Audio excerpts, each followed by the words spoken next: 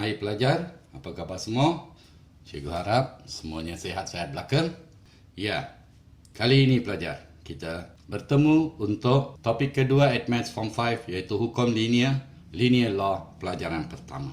Secara ringkas pelajar, untuk topik ini. Tengok di sini, fungsi tak linear, sebarang satu fungsi tak linear, non-linear function, can be converted, boleh ditukarkan kepada bentuk linear, iaitu kepada y sama dengan mx plus c. So, cikgu anggap ini sebagai y besar sama dengan m mewakili kecerunan, x besar unit pada paksi x, tambah c adalah y-intercept atau pintasan paksi y. So, sebarang satu pemalar harus berada di tempat M dan C. Selain daripada itu, pun boleh ubah mewakili unit pada paksi Y dan juga unit pada paksi X. Ya, pelajar sekalian, mari kita lihat bagaimana menukar soalan-soalan yang tidak melibatkan raja atau graf dahulu. Students, come we solve question which is without involving diagram or graph first. Hanya pemahaman atau idea asas dahulu. Only basic understanding first. Mari kita cuba satu persatu pelajar. Ya, contoh soalan pertama.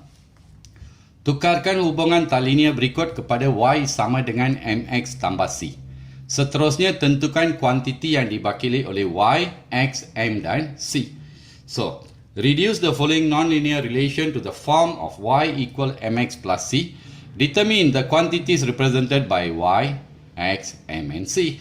Pelajar, kalau di sini bukan satu cara sahaja. Okey, mari kita tengok. Kita susun semula.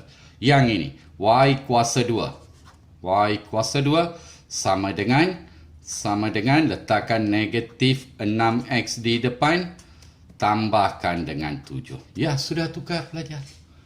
Kalau pelajar tengok di sana, iaitu yang ini adalah y kuasa 2 sama dengan negatif 6 keluarkan 6 dalam kurungan 1 per x ditambah dengan 7. Itu saja pelajar. Sudah wujud dalam bentuk y besar sama dengan m x besar tambah c. So di sana unit pada paksi y besar adalah diwakili oleh y kuasa 2. Unit pada paksi x besar adalah sama dengan 1 per x. Di mana kecerunan sama dengan negatif 6. Dan juga pintasan paksi y iaitu nilai c sama dengan 7. Boleh faham pelajar? Ada masalah? Okey, cikgu tunjukkan satu lagi kaedah untuk pelajar. Sebab pelajar boleh tengok mana yang simple, dapatkan idea dahulu. Diberikan kepada kita y kuasa 2 sama dengan 7 tolak 6 per x. Pelajar, what we do? Kita darab keseluruhan persamaan ini dengan x. Okey, darab pelajar. So, kita akan dapat yang ini adalah xy kuasa 2 sama dengan 7 darab x, 7x tolak 6 per x darab x, 6. Itu dia pelajar. Sudah ada. Iaitu, ini adalah y besar sama dengan m x besar tambah c. So, daripada sini kita tahu unit pada paksi y adalah diwakili oleh xy square. Unit pada paksi x besar adalah sama dengan x. Kecerunan, nilai kecerunan di sana sama dengan 7 dan pintasan paksi y diwakili oleh negatif 6. Mana-mana satu kaedah. Boleh faham pelajar? Ya, kita kepada soalan berikut. Ya pelajar, soalan B. Kita tengok persamaan yang diberi ini adalah sama dengan y sama dengan 3x tolak 8 per x. Apa kita buat pelajar? Ya, kita darabkan keseluruhan persamaan dengan x. So, bila kita darabkan y darab x, xy sama dengan 3x darab x, 3x kuasa 2 tolak 8 per x darab x, x terhapus, tinggal y. Itu dia pelajar, sudah selesai. Yang ini sebenarnya adalah y besar sama dengan m x besar tambah c. Itu dia. So, ini berarti paksi y diwakili oleh unit xy. Paksi x diwakili oleh X kuasa 2, di mana kecerunan adalah sama dengan 3 dan pintasan sama dengan negatif 8. Boleh faham pelajar? Atau kaedah kedua? Tidak kira asal pelajar boleh faham konsep, sudah tak ada masalah. Diberi Y sama dengan 3X tolak 8 per X. Apa kita buat pelajar? Tadi kita darab. Kita boleh cuba. Just try. Okey, kita bahagikan dengan X. Kalau dibahagikan dengan X, Y per X sama dengan 3X dibahagi X tolak 8 per X dibahagi dengan X. So, ringkaskan. Ini adalah Y per X sama dengan 3 tolak 8 per X. X ini X per 1 bawa ke atas jadi 1 per X. Simplify. Y per X 3 tolak 8 per X kuasa 2. Okey, pelajar, susun dulu. Y per X sama dengan negatif 8 per X kuasa 2 tambah dengan 3. Ya, itu dia. Y per X sama dengan keluarkan negatif 8 dalam kurungan 1 per X kuasa 2 tambah 3. Habis pelajar. Sudah tersusun.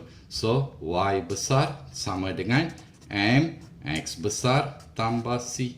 So, unit pada paksi Y diwakili oleh Y per X. Unit pada paksi X diwakili oleh 1 per X kuasa 2. Dan nilai kecerunan di sana sama dengan negatif 8. Y-intercept pintasan paksi Y sama dengan 3. Mana ada masalah pelajar? Boleh cuba. Pelajar boleh cuba soalan berikutnya. Just tenung sekejap. Boleh tak pelajar dapatkan idea terlebih dahulu? Ya. Apa kita buat? Diberi Y sama dengan A per punca X tambah B punca X. Ya pelajar. Apa kita buat? Kita darabkan keseluruhan persamaan dengan punca X pelajar. Bila kita darabkan sebelah kiri, kita dapat Y punca X sama dengan, ini darab ini punca X terhapus, tinggal A. Okey, punca X darab punca X adalah X. So, X darab B, BX. Susun sahaja pelajar. Y punca X adalah sama dengan BX tambah A. Ya, itu dia. Sudah ada. Y besar sama dengan MX besar tambah C. So, paksi Y diwakili oleh Y punca X. Paksi X diwakili oleh X. Kecerunan sama dengan B dan pintasan paksi Y diwakili oleh A. Itu saja pelajar. Cikgu harap pelajar boleh faham. Kita pergi kepada soalan berikutnya. Ya pelajar, sekarang lihat soalan D. Y sama dengan 7 per X tambah 2. Okey, bagaimana pelajar mau selesaikan ini? Okey, pelajar tengok. Since yang di sebelah kanan ini sebenarnya adalah satu pecahan tunggal. So, Y ini kita boleh anggap sebagai Y per 1. Sama dengan 7 per X tambah 2. Okey pelajar, what we do? Kita songsangkan sebelah kiri. Kita songsangkan sebelah kanan. So, ini berarti sebelah kiri akan jadi 1 per Y sama dengan X tambah 2 dibahagi 7. Ya, asingkan pelajar. Ini adalah 1 per Y. Yang ini, apabila kita nak pecahkan, asingkan, so akan menjadi X per 7 ditambah dengan 2 per 7. Susun semula pelajar. 1 per Y sama dengan berkali bagi X. Coefficient of X equal 1/7 didarab dengan X. Tambah dengan 2 per 7. Ya, itu dia pelajar. Sudah pun wujud dalam bentuk Y besar sama dengan MX besar tambah C. So, ini berarti Y besar diwakili oleh 1/Y. X besar diwakili oleh X. Kecerunan sama dengan 1 per 7. Dan pintasan paksi Y intercept equals 2/7. Boleh fahamkan pelajar? Ya, sekarang. Di sini pelajar. Satu lagi contoh, cikgu berikan. AY sama dengan BX kuasa 2 tambah X. Di mana, seperti mana cikgu kata, selain dari X dan Y, A dan B are constants. A dan B adalah pemalar. So, tempatkan di tempat M dan C. Okey pelajar, sebenarnya apa kita buat? Cuba fikirkan. Ya, itu dia. Iaitu, kita boleh bahagikan keseluruhan persamaan ini slow and steady. Bahagikan dengan X. So, apabila kita bahagikan dengan X. Okey, soalan dia. AY sama dengan BX kuasa 2 tambah X. Mari pelajar kita bahagikan dengan X. AX bahagi AX bahagi AX bahagi AX. Boleh faham pelajar? Sekarang ringkaskan. A dengan A terhapus, sebelah kiri tinggal Y over X. Okey, ringkaskan ini. X dengan 1X akan terhapus. So, ini akan ada BX per A. Ditambah dengan X dengan X terhapus, tinggal 1 per A. Susun saja pelajar. Yang ini adalah Y over X sama dengan keluarkan koefisien perkali of X B over A didarab dengan X. Ditambahkan dengan 1 per A. Ya, itu dia pelajar. Kita sudah buat penukaran. This is Y besar M X besar tambah C. So, unit pada paksi Y diwakili oleh Y over X.